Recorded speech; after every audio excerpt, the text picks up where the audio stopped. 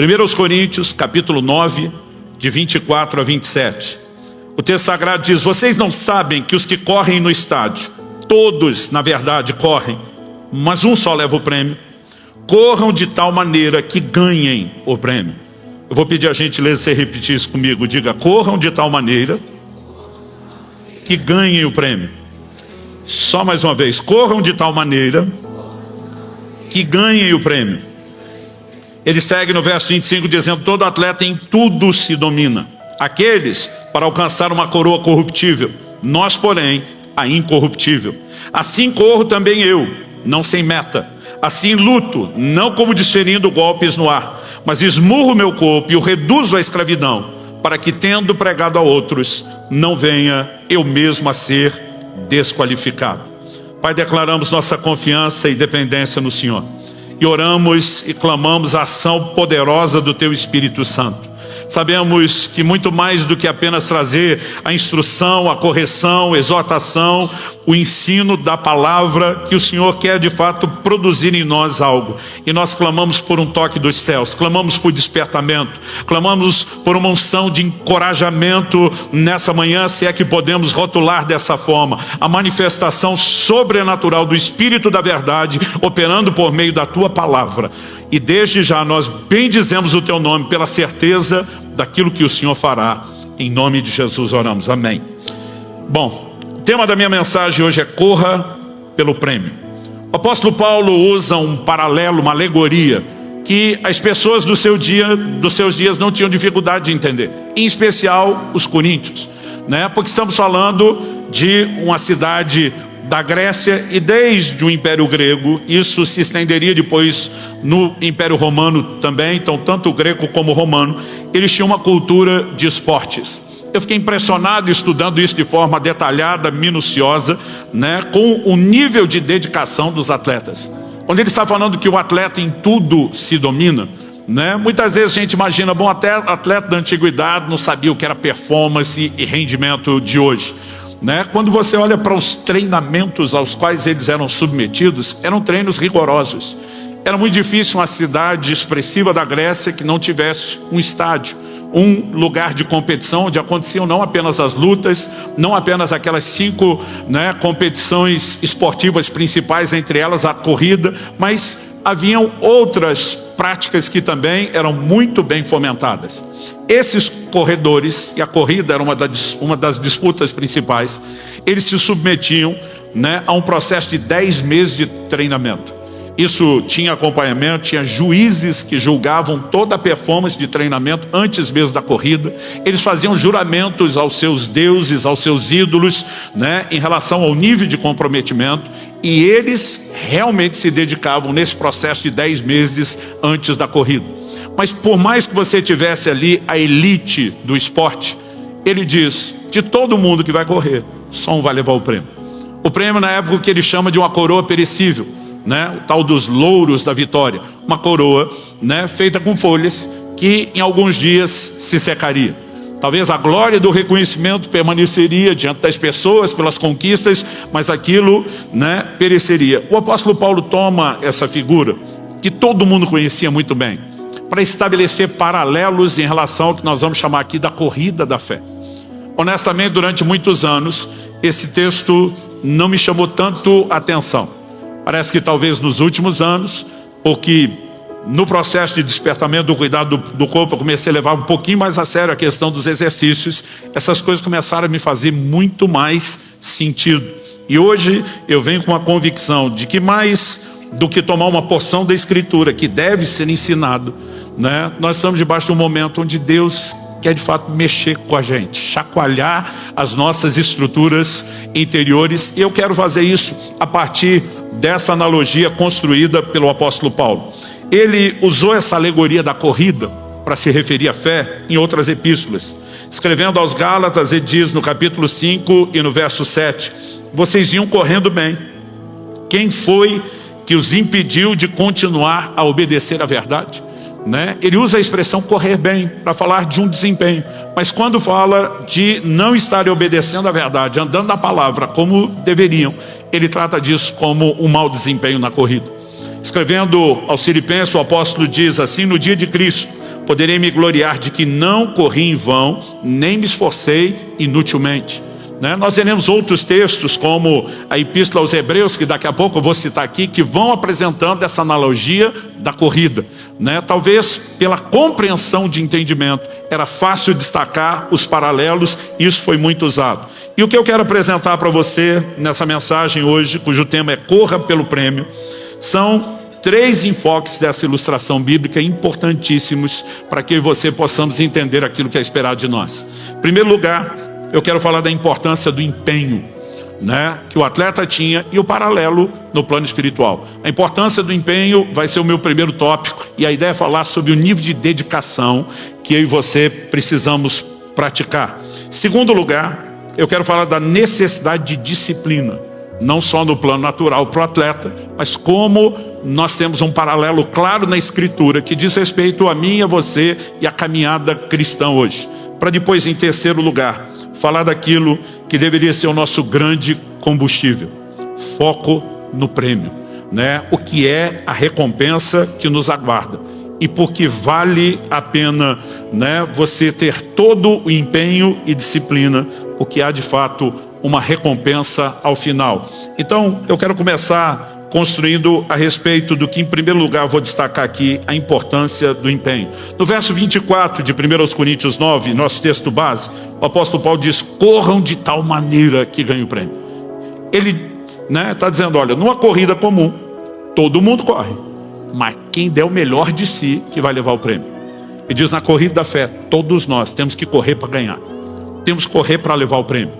A diferença entre a corrida natural e a da fé é que na natural os atletas estão disputando entre si. Na corrida da fé, nós não estamos competindo com outros, porque na verdade nós queremos que todo mundo ganhe. Com quem que estamos competindo? Com nós mesmos. No verso 26 o apóstolo Paulo diz: assim corro eu, não sem meta, assim luto. Ele pega a alegoria de um outro esporte. Acredite, muitas vezes a gente pensou na luta greco-romana, aquela que hoje é muito próxima do que vão chamar de wrestling. Agora, eles foram os precursores mundiais do boxe. O que nós temos hoje, a luta de mão, com punhos, com luvas. Eles faziam isso com camadas de couro, eles lutavam. O apóstolo Paulo vai dizer: assim luto eu, não desferindo golpes no ar. Os comentaristas ficam divergindo da possibilidade. Se desferir golpe do ar, fala só do momento de treinamento, Eles tinham uma expressão de dizer que o atleta tinha que ficar lutando com a sombra antes de lutar com o seu verdadeiro oponente. Ou se está falando da capacidade de esquiva, Estava lendo materiais da literatura antiga, desde de filósofos gregos até mesmo dos pais da igreja, e eles usavam muito esses exemplos. E tem um que descreve de forma vívida um camarada que dá um soco que parecia ser tão certeiro, mas a rapidez da esquiva fez com que ele classificasse aquilo um golpe no ar. Paulo está dizendo: eu não corro sem meta, eu corro para ganhar, eu não luto para dar golpe no ar. Mas aí no verso 27 você vê que ele encerra com a seguinte declaração. Ele diz: eu esmurro o meu corpo e o reduzo à escravidão, para que, tendo pregado a outros, não venha eu mesmo ser desqualificado. Quando Paulo fala de esmurrar o corpo, ele não está falando de algo literal. Ele não está falando de autoflagelo, algo que a igreja ao longo dos séculos passou a praticar, como se o corpo tivesse que ser punido.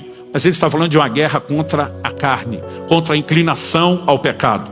Então, assim como nessa luta, nós não estamos combatendo com outros oponentes, e sim contra a nossa própria carne.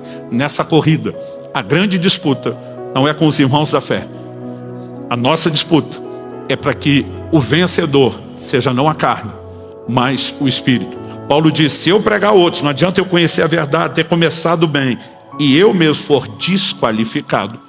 Ele não está falando apenas da perda de exemplo para continuar no ministério. Ele não está falando apenas de comprometer o prêmio. Ele está dizendo: desqualificado é cair fora dessa corrida e dessa competição. Então, a competição não é com outros, mas a ideia de competição está lá.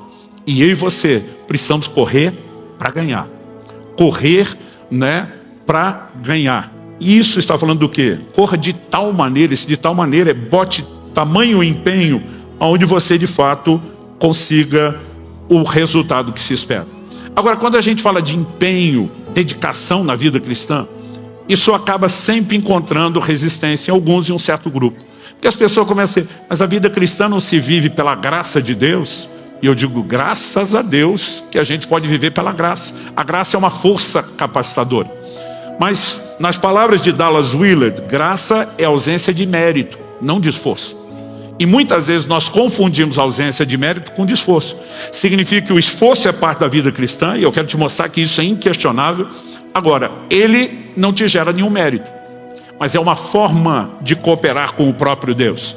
O apóstolo Paulo falava muito a respeito disso. Por exemplo, Colossenses capítulo 1, verso 29, ele diz, é para esse fim que eu me empenho, esforçando-me o mais possível. Qual o nível de empenho, de dedicação? Esforçando-me o mais possível. Mas ele diz, segundo o poder de Cristo, que opera poderosamente em mim.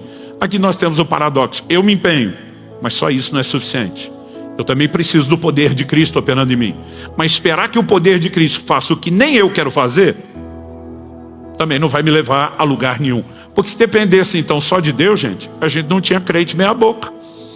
Todo mundo estaria vivendo o máximo do empenho, porque Deus estaria empurrando todo mundo e dizendo, eu mesmo turbino você, mexo suas pernas, faço você correr a corrida da fé. Nós não podemos sem Ele. Mas Ele não vai fazer tudo sem a gente. E eu e você somos chamados a dar o melhor de nós. Um dia desses, uma pessoa perguntou para mim, falou, eu fico olhando seu empenho, dedicação na vida cristã, parece que você está tentando chamar a atenção de Deus. Eu falei, não, criatura, você está equivocado. É Ele que chamou minha atenção. É por causa dele que eu corro. Eu não estou tentando correr para chamar a atenção dele. Ele chamou a minha. Eu quero encontrá-lo na linha de chegada. Eu quero correr para ganhar. E quando você olha a Escritura, é evidente que isso não é uma contradição da graça.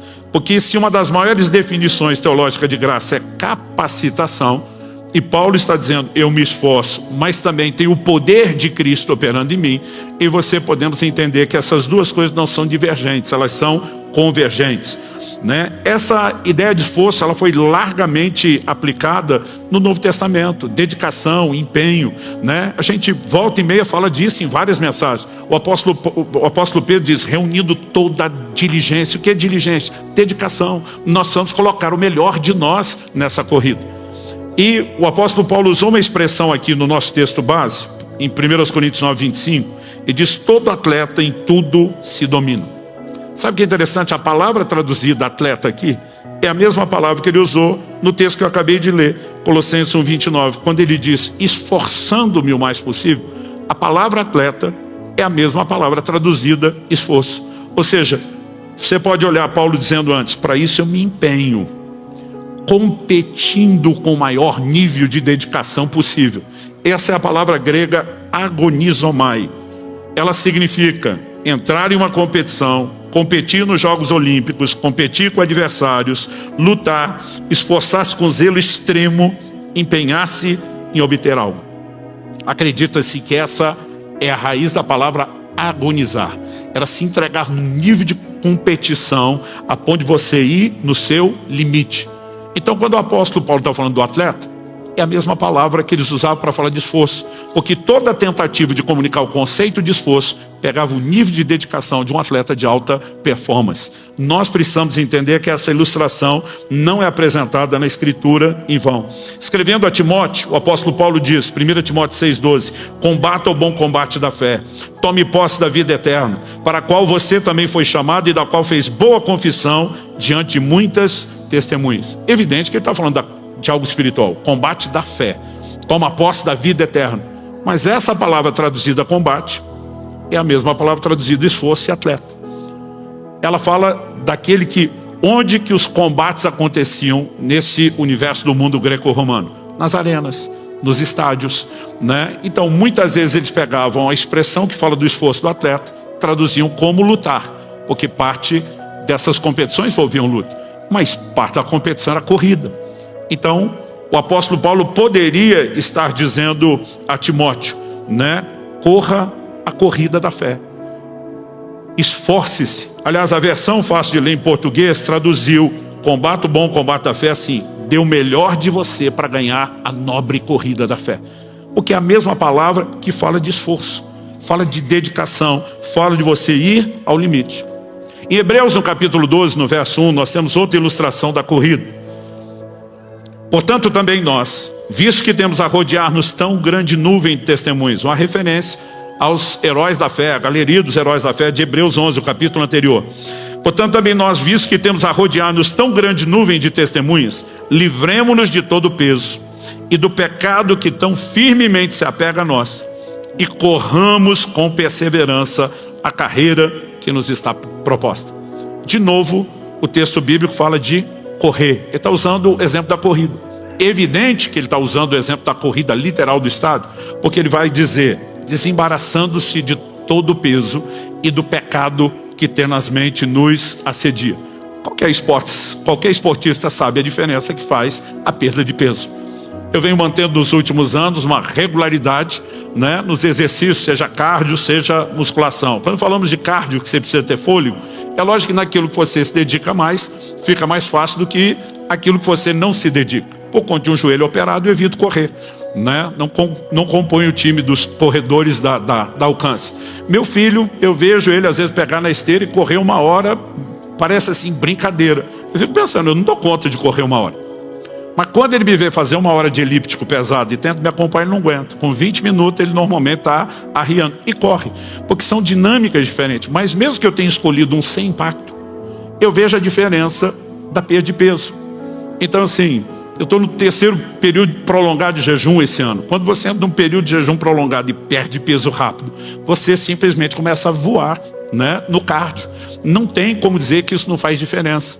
E principalmente a corrida, que você, né, vai ter um rendimento ainda maior. Então esses exemplos eram usados. Agora, quando você olha para a exortação, ele diz, corramos com perseverança a carreira ou a corrida que nos está proposta. A palavra traduzida perseverança, upomune no grego, ela significa estabilidade, constância, tolerância e persistência.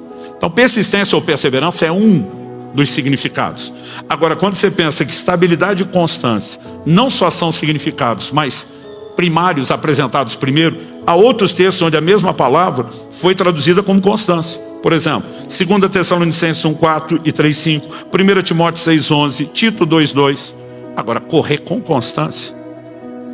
Todo corredor sabe, mesmo a corrida de 100 metros rasos de explosão, tem que começar a manter o ritmo, se possível, aumentar. Mas numa corrida de longa distância, você não dá tudo no começo. Você tem que manter ritmo, tem que manter o pace, como eles chamam, tem que ter cadência. E a Bíblia está dizendo que é assim que nós vamos correr a corrida da fé. Com constância, com estabilidade, com perseverança, ou seja, dando o melhor de nós. Nenhum de nós deve imaginar a vida cristã como algo a ser vivido no modo meia boca, mas sim no mais alto nível de entrega, empenho e dedicação. Quem está entendendo, diga amém. Segunda coisa a ser destacada, a necessidade de disciplina. Esse é outro paralelo apresentado quanto ao atleta no texto bíblico e aplicado quanto à vida cristã. Disciplina. Em 1 Coríntios 9:25, Paulo diz, todo atleta em tudo se domina. A palavra grega traduzida, se domina, ela significa controlar-se, ser continente, exibir autodomínio, conduzir-se temperadamente. Metaforicamente falando, trata-se da imagem derivada de atletas, que ao preparar-se para os jogos, abstêm-se de comida prejudicial à saúde, vinho e indulgência sexual. Gente, o padrão de concentração e dedicação desses atletas gregos, né, e depois mesmo no Império Romano, era de alto nível. Né? É surpreendente imaginar que 2000 anos atrás eles tivessem esse nível de entrega.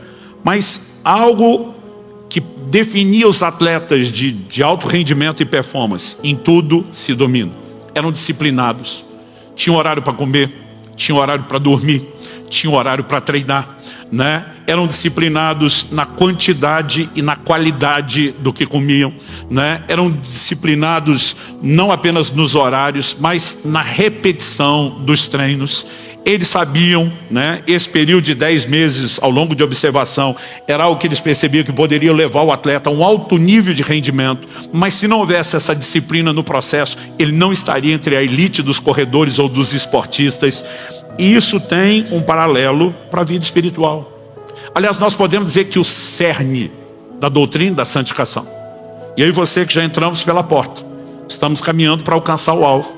Estamos hoje num período que a gente define na teologia como o caminho. Entre a porta, a experiência da conversão, e o alvo, a linha de chegada, o que nós temos é o caminho. E o caminho da ideia de progressão. No caminho nós vivemos a santificação progressiva. E o cerne da doutrina da santificação se resume a um elemento: domínio próprio. Mortificação da carne.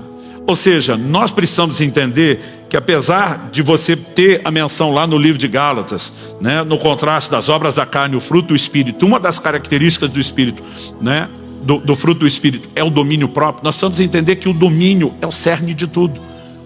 E domínio próprio é algo que se pratica, é algo que se exercita. Ninguém fica bom em nada sem treino, gente. E o cristão precisa entender, né, que essa prática contínua de domínio próprio, de controle, é algo que vai fazer toda a diferença. Começando de disciplinas na vida natural, até se estendendo para o padrão ou para o plano espiritual. Eu reconheço que isso tem uma importância enorme. E nós precisamos de disciplinas. As disciplinas espirituais, devocional, vida de oração, leitura na palavra, jejum, né? O poder da abstinência na vida cristã, ele precisa ser melhor entendido. Para mim é de admirar que os atletas de alto rendimento sabiam que precisavam de abstinência de bebida alcoólica, sabiam que precisavam de abstinência de certos alimentos, sabiam que em certos períodos de treino já praticavam abstinência sexual e se doavam a isso em alto nível, por uma coroa perecível.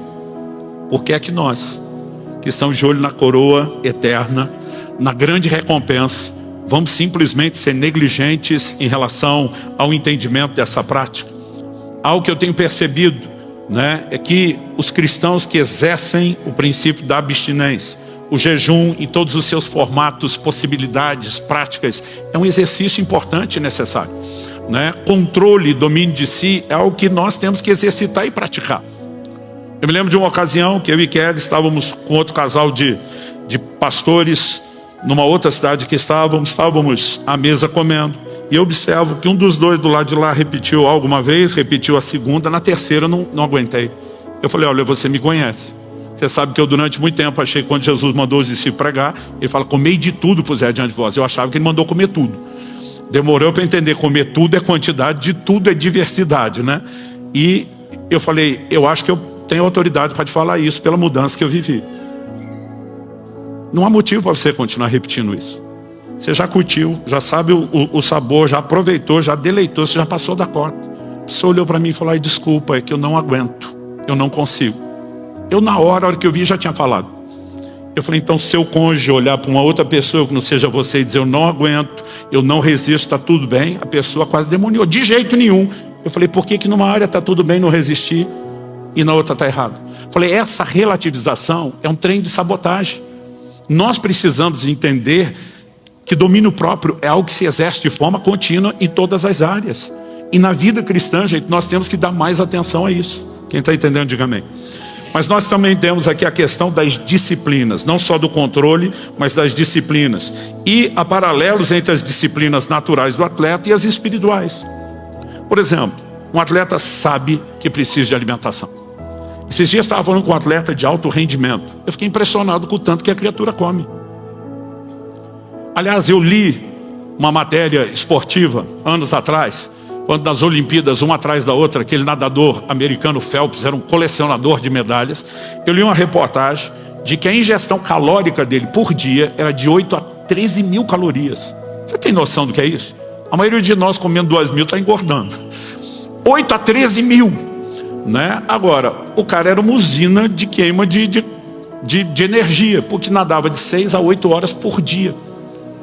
Mês passado eu estava conversando com um atleta de alto rendimento, né? E ele me fez uma pergunta, minha ingestão calórica. Eu falei: olha, tem que ficar dentro do que eu gasto, né? Eu consigo num dia de treino variar de 3.500 a 4.500 calorias de consumo, mas eu tento sempre comer menos. Ele falou: pois é, eu consumo 9.000 por dia. E a criatura na minha frente, assim, ó, 4,5% de gordura corporal. Eu fiquei imaginando o nível de treino e rendimento. Mas ele falou: pastor, tem que comer. Porque não pode comer errado, não pode comer fora de hora. Mas a comida boa, saudável, tem que comer. Ele falou assim: eu sou médico e tenho especializações em algumas dessas áreas. Ele falou, eu só vou para suplementação no que está praticamente impossível. Eu resolvo isso com alimentação. Mas ele falou assim, tem que ter dedicação. Ele falou, e tem que espalhar isso várias vezes no dia, porque ninguém vai conseguir comer 9.000 calorias em 2 refeições.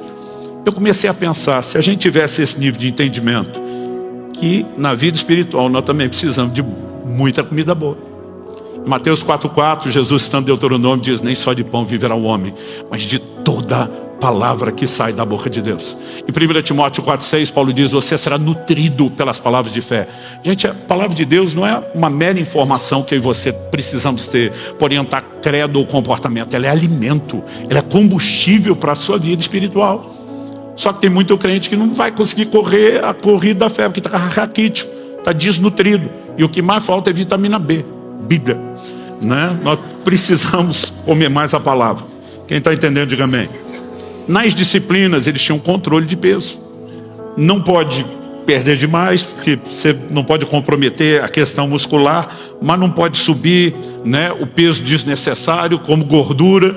E eles tinham controle de peso. Na vida espiritual não é diferente. Desembaraçando-se de todo o peso, diz Hebreus 12. Vamos correr com perseverança. Eu tenho percebido, como mencionei antes aqui, que quando você perde peso, você tem um rendimento, né, maior. E a Bíblia vai fazer a aplicação. Só que no plano espiritual, qual é o peso? Ele fala de 2 coisas, do peso e do pecado que nos embaraça.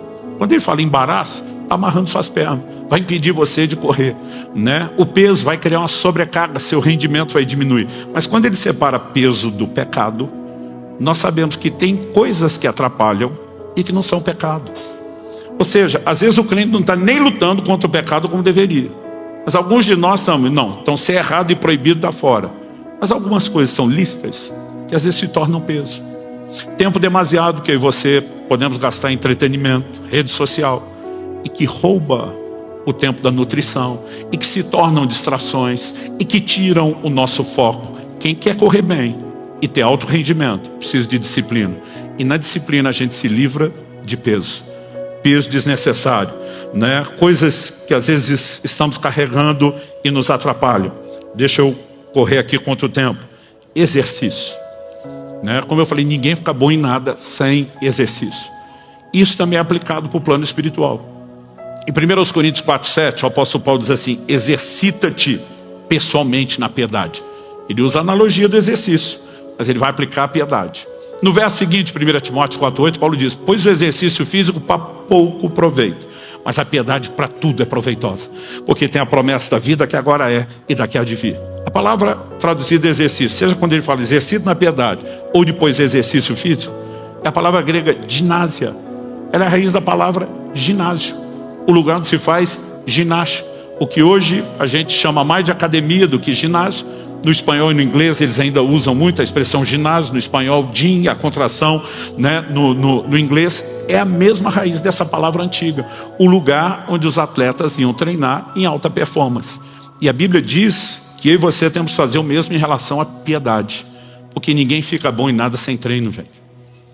Então assim, oração, exercício contínuo, né? Eu fico olhando para alguns crentes que eles não têm empolgação de vir para uma vigília, como essas que a gente anuncia, vai da 12h às 6. Porque mesmo você botar adoração, a palavra ou outra, chega uma hora e ele não tem assunto. Ele está que nem aquele crente que cansou de orar a mesma coisa, escreveu uma placa e ele dizia para Deus, contempla a minha placa, para eu não ficar repetindo. Agora, a melhor coisa para um novo convertido é quando ele cola em gente que ora. Porque como é que você aprende a orar? Orando. Quanto mais você se dedica, mais a vida de oração flui, né? A palavra de Deus, leitura bíblica, mesma coisa. Esses dias eu estava conversando com alguém que perdeu o ritmo de treino e foi pastor, descobri que no reino espiritual é a mesma coisa. Quanto mais você ora e lê a Bíblia, mais você quer fazer. Do mesmo jeito que quem treina, quanto mais treina, mais quer treinar. Mas quanto menos faz, menos ânimo vai ter para fazer. É a mesma coisa, exercício na piedade. Se eu e você não treinamos nos compadecer das pessoas todos os dias, né? Ou a maior parte dos dias podemos, se eu e você não treinamos compartilhar o evangelho, não nos exercitamos na piedade, como é que vamos ser cristãos de alto nível? O exercício precisa ser parte, e a gente tem que ser dedicado nessa disciplina também. Mas também precisamos de descanso. Quem treina sem descanso vai ter problema. né? Nem todo nível de treinamento pode levar àquela sobrecarga que eles chamam de overtraining, mas abaixa o rendimento. E nós precisamos entender a importância de descanso.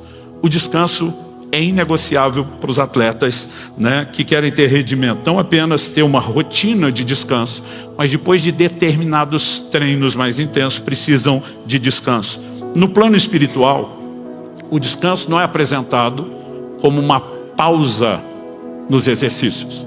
Como se tipo assim, já orei muito essa semana, preciso de um dia de descanso. Já li muito a Bíblia, preciso de descanso. Falei muito de Jesus, preciso de descanso.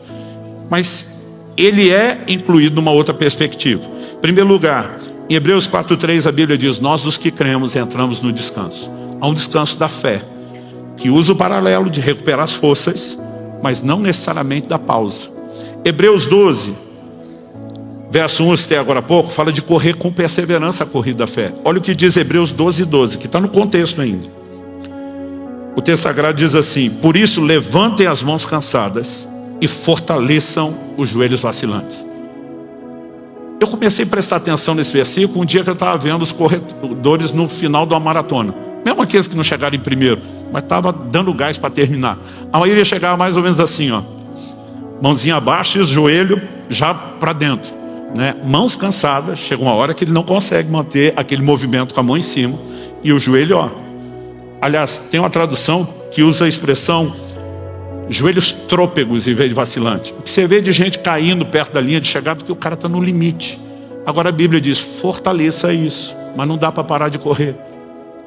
Na corrida da fé, o descanso ele vem acontecendo de forma paralela e simultânea enquanto você corre. Não é parar de correr. Olha o que diz Isaías 40, do verso 29 ao 31. Ele fortalece o cansado e multiplica as forças ao que não tem nenhum vigor. Os jovens se cansam e se fatigam, os moços de exaustos caem, mas os que esperam no Senhor renovam as suas forças, sobem com asas como águias, correm e não se cansam, caminham e não se fatigam. Isso não deveria ser a temática de Carruagem de Fogo, deveria ser da minha e da sua vida. E se não tem minha idade, nem sabe o que eu estou falando. E tem gente que nem conhece o filme, mas tudo bem. O descanso pode ser vivido enquanto eu e você corremos a corrida da fé, mas nós precisamos dele. É aí que vamos lembrar da graça. A graça não significa que eu não me empenho, não esforce, mas nessa corrida não adianta apenas ter o meu e o seu esforço. Ele precisa ser o passo inicial de a gente dizer: Senhor, eu preciso daquele turbo, o poder que opera em mim, né? Como o apóstolo Paulo falou, nessa corrida não vai ter exame antidoping. E nós podemos ter um combustível extra, que é a mão de Deus nos fortalecendo e nos capacitando para que essa corrida seja concluída e concluída de forma satisfatória. O nível de rendimento de todo atleta é diretamente proporcional ao seu nível de disciplina. A pergunta é: no plano espiritual seria diferente? A resposta é não. De acordo com essa analogia bíblica, não. Mas depois de falar da importância do empenho, né? Destacar aqui dedicação, depois de falar da necessidade de disciplina, essa vida espiritual regrada, eu quero em terceiro e último lugar chamar atenção para aquilo que é um combustível, né, que a gente pode dizer extra. O livro de Hebreus fala de alguns que da fraqueza tiraram forças. Eu às vezes fico admirado vendo cenas como essa de esporte, de alguém quando mira a linha de chegada, você fala assim: não tem mais nada no tanque, né? Esses dias vi um relaxar na chegada. Ele olha, o segundo lugar está longe, ele já diminui o ritmo, já entra num pique de celebração. O que ele não vê é que o cara ligou o turbo daqueles com nitroglicerina, né? E quando ele dá essa relaxada, ele está para dar 2 passos, o cara passa e ganha dele, né? Você fica perguntando, como que alguém tira esse combustível? Gente, para quem corre, esse exemplo fica mais fácil de entender, né? A linha de chegada, ela tem assim uma capacidade de impulsionamento a mais. E eu e você precisamos correr pelo prêmio, ou seja, foco no prêmio, foco na recompensa. Há uma linha de chegada, há uma recompensa para aqueles que a cruzam. E nós vimos que no início o apóstolo Paulo diz: corram de tal maneira que ganhem o prêmio. Porque é importante entender a importância do empenho, a necessidade de disciplina, nós já vimos. Mas a gente só vai conseguir manter isso com certo combustível. E essa questão de vislumbrar o prêmio, ela é significativa.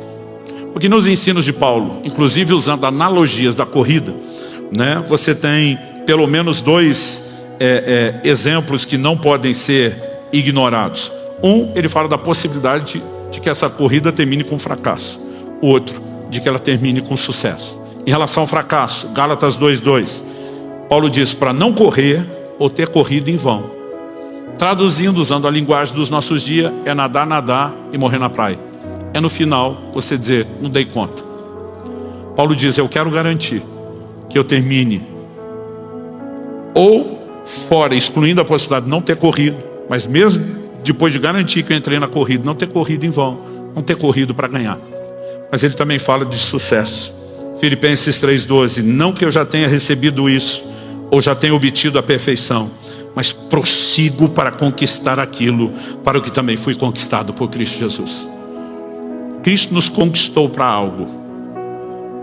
Essa obra não está concluída. E ele está dizendo, nós temos que prosseguir para conquistar aquilo para o qual fomos conquistados.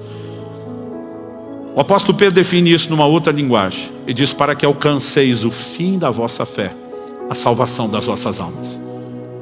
Nós somos salvos pela fé, estamos num processo de desenvolvimento da salvação, mas tem uma conclusão nos aguardando. Esse é o objetivo final da fé. Esse é o alvo final da fé. É por isso que Hebreus chama Jesus de o autor e consumador da fé. Ele é o autor porque inicia, nos coloca nessa corrida. Mas ele é o consumador, porque ele está dizendo, você não pode dar fim nessa fé no meio. Você não pode naufragar na fé. Você precisa guardar a fé. Quem termina sou eu. Então, ele é o autor porque ele nos colocou dentro da corrida. Ele é aquele treinador que no ponto de saída está dizendo, vai. Mas ele também é o consumador, porque ele está do lado de cada linha de chegada dizendo, vem, eu estou te aguardando.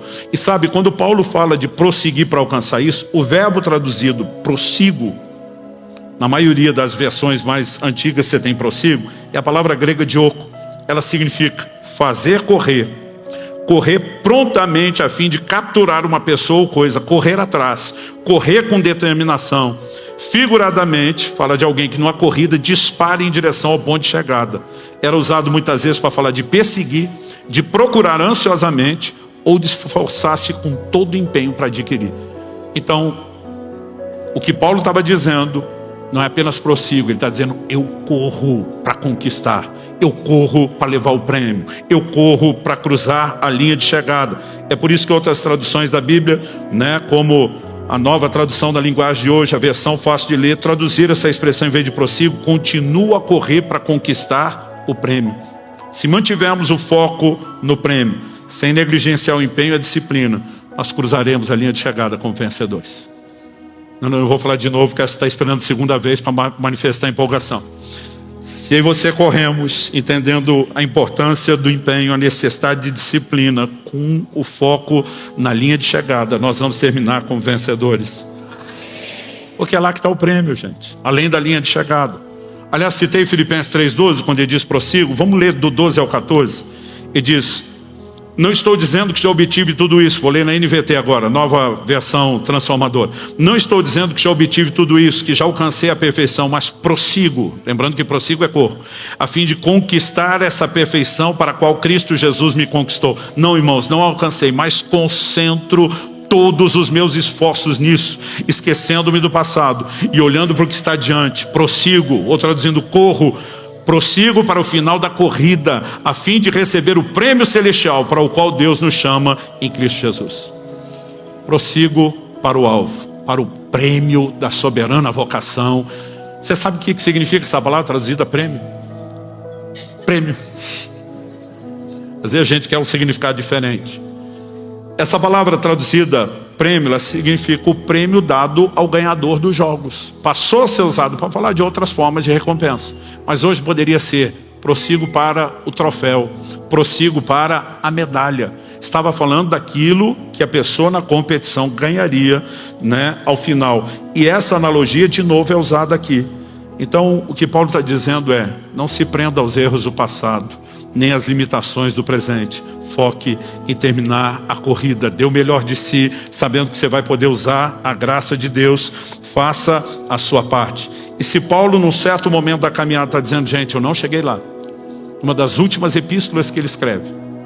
onde ele já está com a revelação de Deus, que ele vai morrer pelo Evangelho, e diz: estou pronto para ser oferecido como oferta de libação. Paulo diz em 2 Coríntios, capítulo 4, verso 7, combati o bom combate.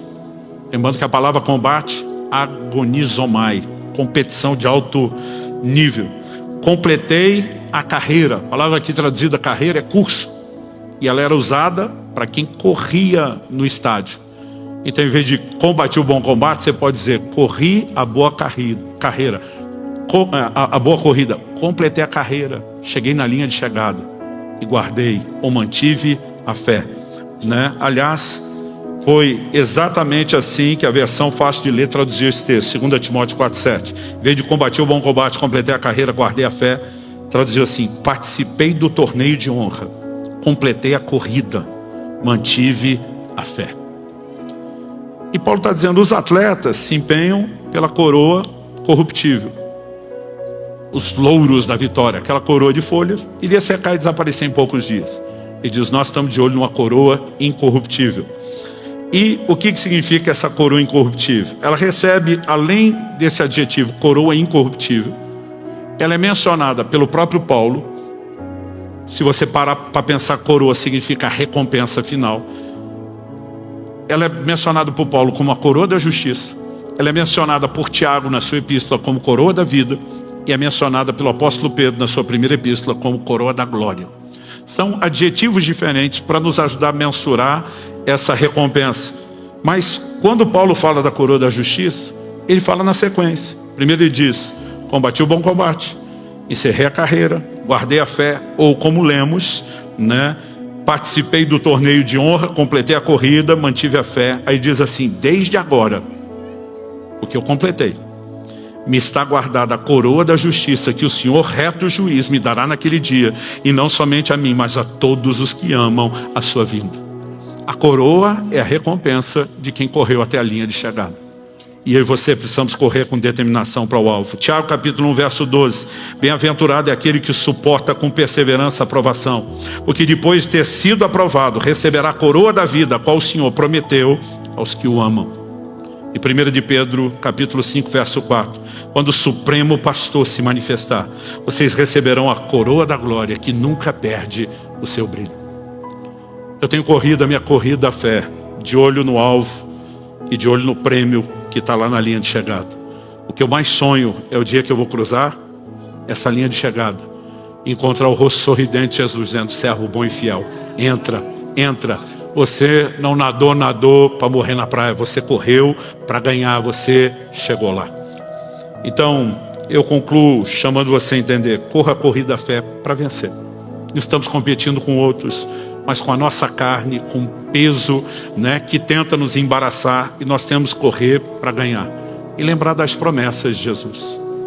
Eu quero encerrar tentando te trazer um pouquinho da consciência de 8 declarações feitas por Jesus no último livro da Bíblia, o livro do Apocalipse ou da Revelação.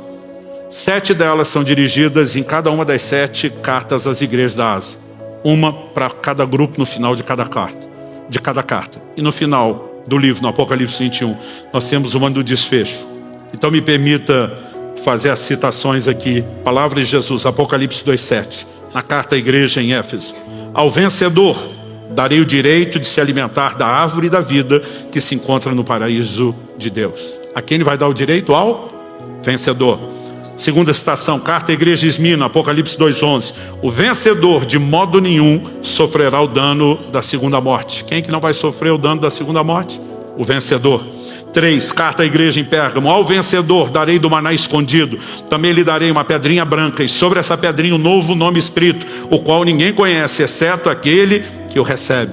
Ao vencedor. Quarta citação, carta à igreja em Tiatira. Ao vencedor que guardar até o fim as minhas obras, eu lhe darei autoridade sobre as nações, e com cetro de ferro as governará e as reduzirá a pedaços como se fossem objetos de barro. Assim como também eu recebi a autoridade do meu Pai, e lhe darei ainda a estrela da manhã.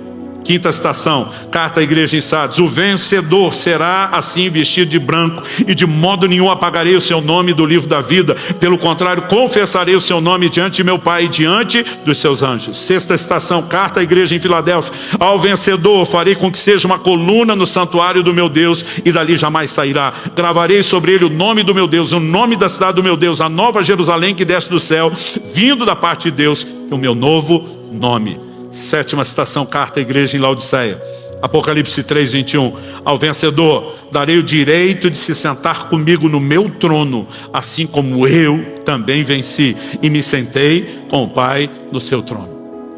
Há uma recompensa para os vencedores. E no desfecho, eu podia só ler Apocalipse 21:7, que diz: o vencedor herdará essas coisas, e eu serei o Deus dele, será o meu filho. Mas eu quero ler o contexto, para que você entenda o que significa herdará essas coisas. Apocalipse 21, do verso 3 ao 8. Então ouvi uma voz forte que vinha do trono e dizia: eis o tabernáculo de Deus com os seres humanos. Esse é o momento da consumação da obra da redenção final. Deus habitará com eles, eles serão um povo de Deus, e Deus mesmo estará com eles e será o Deus deles, e lhes enxugará dos olhos toda lágrima. Já não existirá mais morte, já não haverá luto, nem pranto e nem dor, porque as primeiras coisas passaram. Há uma única vez que eu leio esse texto, seja pessoalmente ou em público, por décadas, que isso não me emocione. E aquele que estava sentado no trono disse: eis que faço novas todas as coisas. E acrescentou: escreva, porque essas palavras são fiéis e verdadeiras. Disse-me ainda: tudo está feito. Eu sou o alfa e o ômega, o princípio e o fim. Eu, a quem tem sede, darei de graça da fonte da água da vida. O vencedor herdará essas coisas. Eu serei o Deus dele, e ele será o meu filho. Quando a corrida estiver pesada, lembre: o vencedor herdará. Quando a corrida estiver difícil, lembre: os olhos fitos em Jesus, o autor e o consumador da fé. Ele é quem declara: eis que cedo venho, comigo está a minha recompensa. Foco no prêmio. O vencedor herdará essas coisas, eu serei o Deus dele, ele será meu filho. Mas eu não posso também deixar de ler a advertência do verso seguinte, 8. Quanto porém aos covardes, aos incrédulos, aos abomináveis, aos assassinos, aos imorais, feiticeiros, aos idólatras e todos os mentirosos, todos aqueles que saíram da corrida, a parte que lhes cabe será no lago que está queimando com fogo e enxofre, a saber, a segunda morte. E essa declaração também se qualifica dentro da afirmação: essas palavras são fiéis e verdadeiras. Tanto a promessa ao vencedor, como a punição aos que abandonaram a corrida. E que diante disso, a gente possa sair daqui com algo prático em mente, em relação a essa corrida da fé. Que você se lembre da importância do empenho, da necessidade de disciplina, e da importância também, do quão vital é manter o foco no prêmio. Porque naquele dia, nós vamos poder dizer como Paulo em Gálatas 2:2, que decidimos, garantimos não correr ou não ter corrido em vão. E quando nós cruzarmos essa linha de chegada, cada fibra do nosso ser vai estar gritando: valeu a pena. Valeu a pena. Há muita coisa na eternidade em jogo, e às vezes pequenas distrações estão nos roubando de algo tão extraordinário. Que essa analogia de alguma forma possa ser um instrumento de Deus para despertar a mim e a você. Eu quero que você fique em pé para nós orarmos.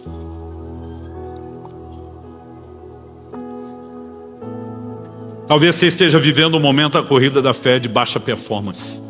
Eu não vim te apontar o dedo e nem jogar pedra em você. Eu quero ser aquele tipo de torcedor empolgado que às vezes você vê em momentos como esse. Vai, não desanima, você aguenta mais. Talvez você tenha tropeçado e caído.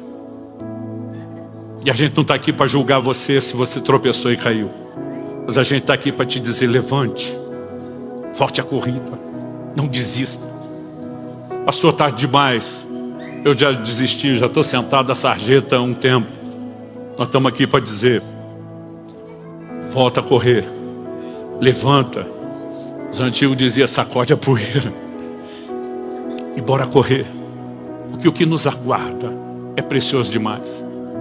O que nos aguarda não justifica a falta de empenho, não justifica a ausência de disciplina. Nós precisamos ser movidos por esse foco da recompensa. Sabemos que Deus pode abençoar muito nossa vida nessa passagem terrena. Mas o apóstolo Paulo escreve aos Coríntios e disse: é só para essa vida que esperamos em Cristo. Nós somos de todos os homens os mais dignos de lástima, infelizes. Porque qualquer coisa que ele faça aqui ainda é uma recompensa, uma coroa perecível. Isso passa. O que realmente precisa nos empolgar é o que está do lado de lá, depois dessa linha de chegada. E não é apenas o sorriso do Senhor, é a recompensa de uma eternidade com Ele. Ao vencedor, ao vencedor, ao vencedor, ao vencedor, ao vencedor. Por que repetir tanto isso? Ao vencedor, ao vencedor, ao vencedor. Ele quer que a gente tenha não apenas informação, deixa estar na categoria ênfase. Corra para vencer, corra pelo prêmio. Eu quero orar com você. Alguns de vocês estão cansados na corrida. Pastor, nesse momento a performance está baixa porque o joelho está trôpego, as mãos estão desfalecendo. Nós vamos clamar para que Deus traga uma nitroglicerina espiritual, um santo turbo dentro de você. Pastor, eu estou perdendo o foco. Nós vamos orar para que isso seja avivado em você. Eu sinto muito forte no meu espírito que Deus não quer que a gente saia daqui só com informação. Ela já seria muito proveitosa. Mas a semana toda, orando por esse tempo, orando por cada culto, orando por cada reunião, por cada pessoa que tivesse no auditório, eu tinha uma certeza de que o Espírito Santo iria impartir, colocar algo dentro de nós. Eu quero que você ore com fé. Talvez seja a hora de avaliar como está o seu empenho. Talvez seja a hora de avaliar como está o seu nível de disciplina, se é que é algum. E talvez seja a hora de avaliar se você está com o foco onde deveria estar. Mas que Deus nos ajude a dar a devida resposta a partir desse momento. Não deixe para um segundo depois desse momento de oração. Não deixe para depois da reunião. Vamos resolver isso aqui agora. Pai, nós clamamos céus abertos sobre a vida de cada um dos nossos irmãos e irmãs nesse lugar e naqueles que nos acompanham por meio dessa transmissão online. Nós oramos pelo sopro de vida do Espírito Santo.